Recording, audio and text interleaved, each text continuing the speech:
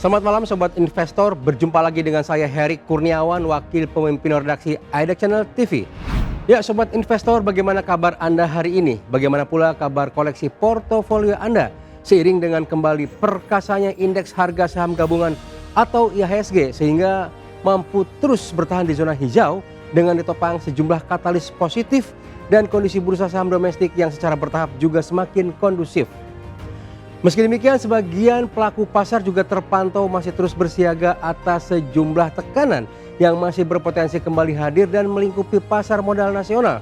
Sehingga posisi wait and see dinilai masih cukup realistis untuk dilakukan sembari menunggu perkembangan yang terjadi baik dari pasar global maupun situasi perekonomian dalam negeri. Karenanya dengan kondisi pasar yang demikian, strategi dan pendekatan apa saja yang sedang Anda siapkan? Atau justru Anda telah jalankan demi memaksimalkan potensi cuan di tengah aksi investasi ke depan? Ya, untuk semakin melengkapi referensi Anda dalam menata strategi dan pendekatan tersebut, izinkan kami dari tim redaksi IDEX Channel membawakan 5 berita terpopuler yang paling diminati di sepanjang Jumat 7 Agustus 2026 oleh para pembaca idexchannel.com, termasuk juga Anda, para pembaca setiap portal ekonomi bisnis dan pasar modal terpercaya IDEX Channel. Sobat Investor, berikut ini berita pertama. Harga aftur turun, tiket pesawat domestik berpeluang lebih terjangkau. Ya, guna membuka program Top 5 edisi malam hari ini, kali ini kabar datang dari dinamika harga komoditas global yang dalam hal ini terkait pasokan bahan bakar khususnya untuk jenis aftur yang terpantau telah mengalami penurunan yang cukup signifikan. Dengan kondisi demikian, salah satu dampak turunan yang diharapkan muncul dari hal tersebut yaitu semakin turunnya juga harga tiket perjalanan yang selanjutnya bakal turut mendorong industri pariwisata agar kembali menggeliat dan tumbuh sesuai harapan. Minat pembaca setia IDEX Channel atas sinyal positif yang datang dari turunnya harga aftur ini rupanya masih demikian besar yang terlihat dari kembali masuknya berita ini dalam daftar berita terpopuler IDEX Channel dalam 2 hari berturut-turut. Hal ini tentu menunjukkan bahwa trafik keterbacaan atas berita ini masih demikian tinggi hingga menginjak hari kedua pasca diterbitkan. Sebagaimana telah diberitakan sebelumnya bahwa pemerintah melalui Kementerian Perhubungan telah mengumumkan penurunan harga aftur nasional yang telah berlaku sejak 1 Agustus 2026 lalu, di mana pihak Kemenhub telah melakukan penyesuaian atas batas maksimal fuel surcharge atau biaya tambahan akibat fluktuasi bahan bakar menjadi paling tinggi 30% dari tarif batas atas untuk angkutan udara terjadwal di dalam negeri. Langkah penyesuaian tersebut dilakukan berdasarkan pertimbangan bahwa rata-rata harga aftur nasional per 1 Agustus 2026 tercatat sebesar Rp21.892 per liter, di mana proses evaluasi mengacu pada ketentuan dalam Keputusan Menteri Perhubungan Nomor KM 1041 Tahun 2026 tentang besaran biaya tambahan atau fuel surcharge atas tarif penumpang pelayanan kelas ekonomi bagi angkutan udara niaga berjadwal dalam negeri.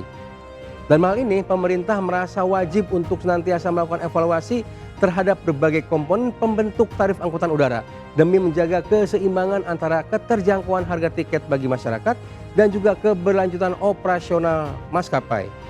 Masuk ke berita kedua, indeks kepuasan layanan haji 2026 capai 83,28%. BPS masuk kategori memuaskan.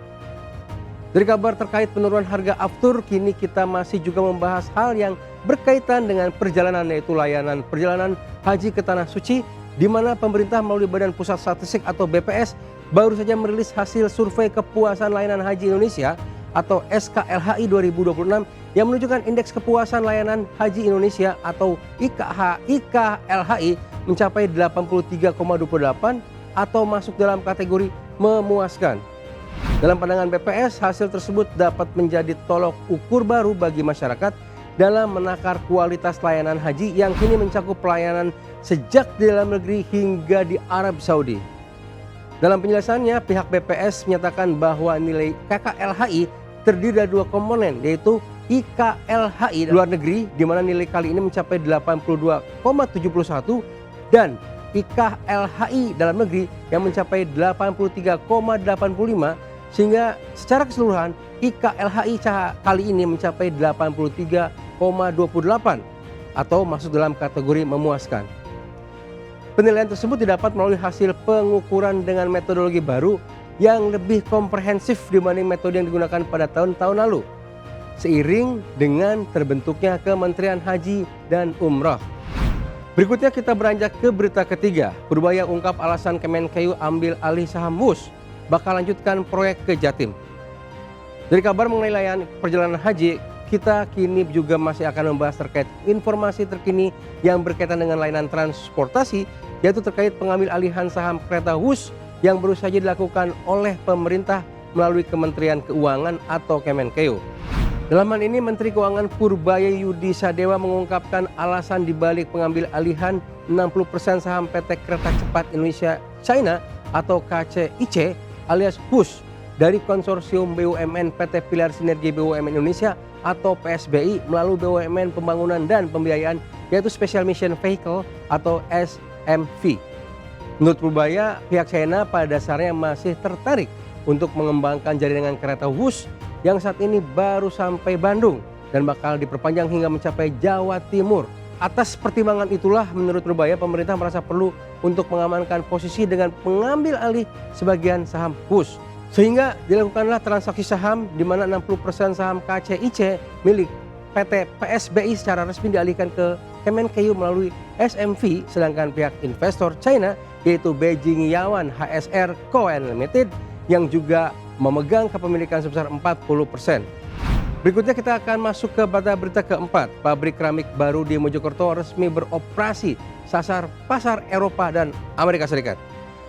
Usai kita membahas terkait pemilikan saham kereta WUS, kita akan beralih pada geliat sektor manufaktur nasional, di mana kabar yang datang terkait mulai beroperasinya pasar pabrik keramik baru di Mojokerto, Jawa Timur, yang secara khusus bakal membidik pasar Eropa dan Amerika Serikat. Dijelaskan bahwa pada dasarnya pabrik ini bukan merupakan fasilitas produksi yang sepenuhnya baru, melainkan penambahan kapasitas manufaktur nasional dengan dihadirkannya fasilitas produksi keramik dan granit yang diharapkan sekaligus dapat memperluas penetrasi ekspor ke lebih dari 18 negara termasuk kawasan Eropa dan juga Amerika Serikat. Pengembangan fasilitas manufaktur tersebut dilakukan oleh PT Sun Power Keramik melalui penambahan lini mesin press, digital printing, serta teknologi pembakaran atau KILN berkapasitas besar. Melalui penambahan fasilitas baru tersebut diharapkan dapat meningkatkan kapasitas produksi hingga 30.000 meter persegi per hari atau sekitar 15 juta meter persegi keramik dan granit per tahun. Dan kita kini masuk kepada berita kelima. Humpus Intermoda atau HITS go private. Setiawan Wijoyo mundur dari kursi Dirut. Usai membincang terkait geliat manufaktur nasional, kini kita beranjak ke kabar terbaru dari kalangan emiten, di mana PT Humpus Intermoda Transportasi Tbk atau HITS yang resmi mengumumkan pengundurandirian dari direktur utamanya yaitu Setiawan Wijoyo. Pengunduran diri tersebut dilakukan usai perseroan secara resmi merampungkan proses go private sekaligus voluntary delisting pada September 2025 lalu, di mana aksi korporasi ini sengaja dilakukan sejalan dengan fokus yang dipilih oleh HITS sebagai holding, sehingga bisnis utama nantinya bakal dijalankan oleh PT Humpus Maritim Internasional Tbk atau HUMI. Telah diajukan secara resmi pada 3 Agustus 2026 lalu, pengunduran diri Dwi Setiawan nantinya baru akan efektif berlaku mulai 3 September 2026 mendatang. Ya, demikian Top 5 Adik Channel edisi kali ini. Saya Heri Kurniawan pamit undur diri. Semoga segala berita dan informasi yang telah kami sampaikan dapat menjadi gambaran serta tambahan pertimbangan yang bermanfaat dan cukup membantu bagi Anda para sobat investor sekalian dalam menata strategi serta menetapkan berbagai keputusan investasi di bursa saham domestik. Dalam hal ini kami juga senantiasa dan tak henti-hentinya mengingatkan bahwa segala keputusan berinvestasi, baik itu pembelian maupun penjualan saham, sepenuhnya berada di tangan Anda sobat investor. Yang bisa kami sampaikan adalah selalu bijaklah dalam berinvestasi. Pantau terus berita ekonomi, bisnis, dan pasar modal hanya di Aidek Channel TV, aidekchannel.com, dan media sosial Aidek Channel. Sampai jumpa, jangan lupa selalu bahagia.